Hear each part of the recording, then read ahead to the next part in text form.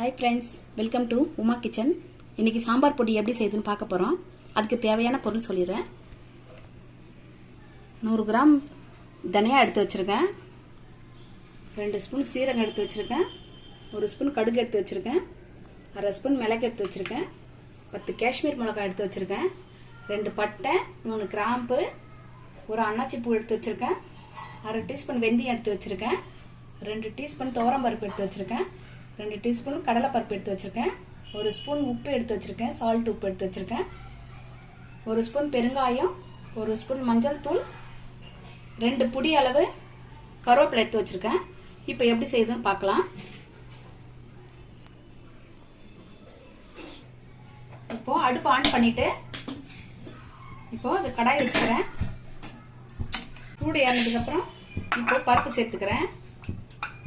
நான் வந்து கடலை பருப்பும் துவரம் பருப்பும் ரெண்டுமே ஒன்று சேர்த்துக்கிறேன். பருப்பு தனியாக, மிளகு சீரகம் தனியாக, அந்த மாதிரி தனித்தனியாக வறுத்து எடுத்துக்கலாம். அப்படி ஒன்றா சேர்த்த வார்த்தை ஒன்று வரப்போடும், ஒன்று தீஞ்சு போயிடும். அதனால நான் தனித்தனியாக வறுக்கிறேன். இப்போ பருப்பு வறுத்துருச்சு. இப்போ பருப்பு எடுத்து கொட்டிக்கலாம்.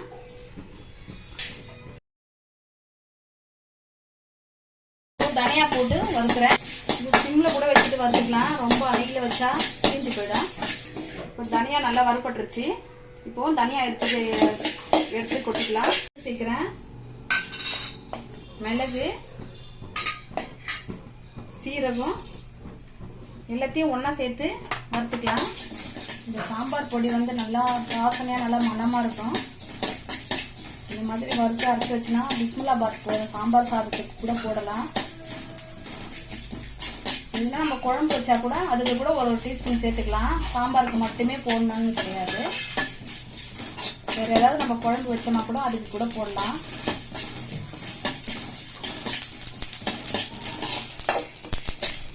மிளகு சீரகம்லாம் நல்லா வெடிச்சிருச்சு. கடுகு நல்லா வெடிச்சிருச்சு. இப்போது எடுத்துக்கலாம்.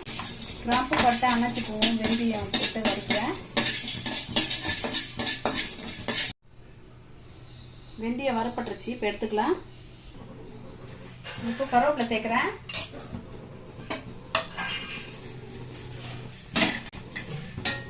நான் வந்து ஃப்ரெஷ்ஷான கருவேப்பிலை, பச்சை கருவேப்பிலை நல்லா வாங்கிட்டு வந்து உருவியாக அலசி பேப்பரில் நல்லா உணர்த்திட்டேன். வெள்ளை துணி போட்டு உணர்த்திட்டு எடுத்து வச்சிருக்கேன். இப்போது இதில் வறுத்துக்கிறேன். காஞ்ச கருவேப்பிலை போட்டால் அவ்வளோவா வாசனையாக இருக்காது. பச்சை கருவேப்பிலை போட்டால் நல்லா வாசனை வரும். சாம்பார் பொடிக்கெல்லாம் வந்து நல்லா ஃப்ரெஷ்ஷான கருவேப்பிலை தான் நல்லா இருக்கும்.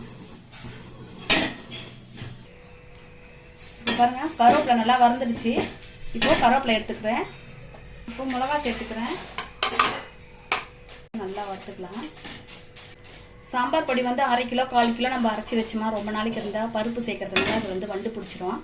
அதனால இந்த மாதிரி கம்மியாக அரைச்சி வச்சுட்டா அப்பப்போ ஃப்ரெஷ்ஷாக வேணும்னா 10 நாளைக்கு ஒரு முறை, 15 நாளைக்கு ஒரு முறை இந்த மாதிரி ஃப்ரெஷ்ஷாக அரைச்சி நம்ம சாம்பார் பொடி சேர்த்துக்கலாம். நல்லா வறுந்துடுச்சு. மிளகா நல்லா வறுந்துடுச்சு. இப்போ ஆஃப் பண்ணிக்கிறேன் ஸ்டவ்வை. இப்போ இதை ஆற விட்டுட்டு அரைச்சிக்கலாம். இப்போ நல்லா சூடு ஆறிடுச்சு. வறுத்ததுலாம் இப்போ பெருங்காயம், மஞ்சள் தூள் இதிலே சேர்த்துடுறேன். சூட்டில் போட்டு வறுத்தா அது கரிஞ்சு போயிடும். அதனால நான் இதில் சேர்க்குறேன். தூள் உப்பு சேர்த்துருக்கேன். இப்போ இந்த ஜாரில் சேர்த்துக்கிறேன் எல்லாத்தையும்.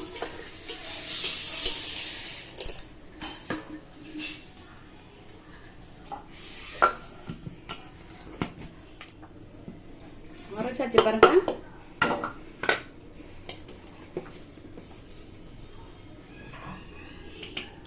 கமகமன்னு நல்லா செமையா வாசனை வருது பாருங்க. சாம்பார் பொடி ரெடி ஆயிடுச்சு.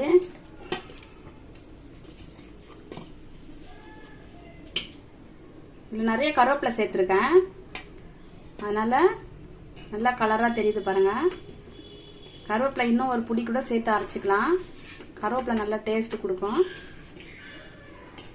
நல்லா கலராக இருக்குது பாருங்கள். வாசனை நல்லா வருது. லைக் போடுங்க, ஷேர் பண்ணுங்கள், மறக்காமல்